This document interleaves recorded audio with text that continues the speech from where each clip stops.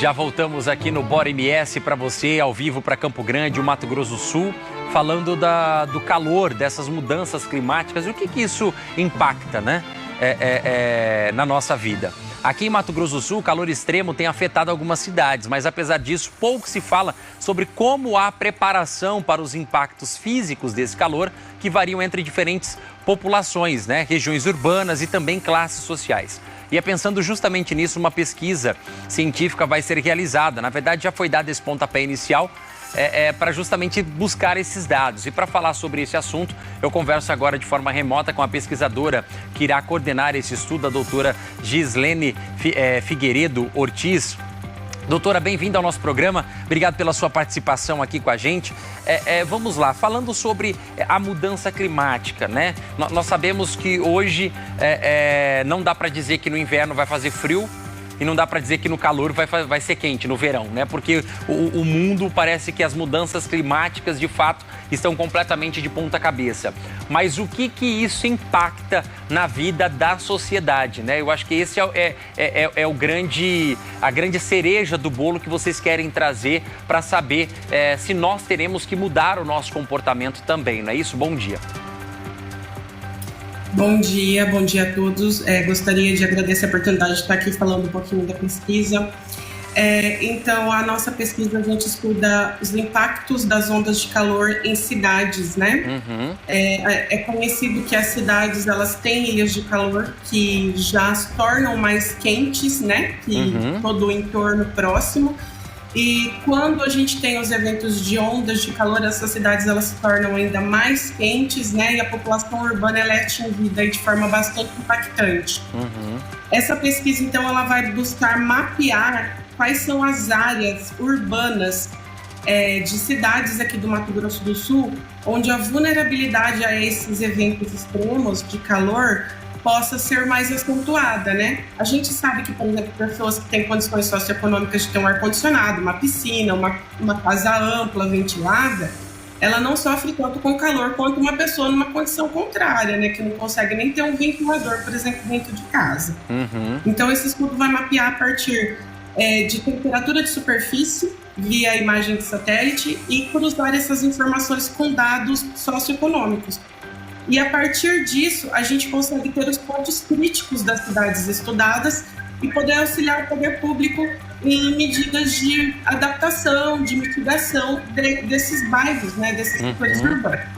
A gente sabe que a situação é uma coisa que nós, às vezes, o pessoal que está em casa nos acompanhando não consegue ter essa dimensão, né? Mas a questão do sofrimento e do impacto no dia a dia da vida das pessoas está relacionada, inclusive, diretamente à condição, o poder aquisitivo, né? Como você bem disse, talvez aquela família que tem uma condição de ter ar-condicionado em todos os cômodos, que tem água potável com um acesso recorrente, e diferente daquelas pessoas que talvez estão em situação de rua, moram em barracos, né? Enfim, em situações mais precárias. O objetivo, então, é saber aonde concentra-se o maior nível de calor e aquelas pessoas que estão convivendo naquela região para tentar amenizar de alguma forma através de políticas públicas, né? Exatamente isso, né? A gente tem um preliminar aqui da cidade de Três Lagoas, onde a gente já identificou, por exemplo, temperaturas de graus Celsius, temperatura de superfície em 55 graus Celsius em alguns bairros, né? Isso não é temperatura do ar, tá? É temperatura de superfície. E quando a gente cruza esses dados com dados socioeconômicos, em locais onde as pessoas têm condições financeiras, a vulnerabilidade ela é baixa durante esses eventos. E enquanto em bairros onde com essa mesma temperatura a gente tem aí dados socioeconômicos que indicam uma renda mais baixa, a gente tem uma vulnerabilidade alta.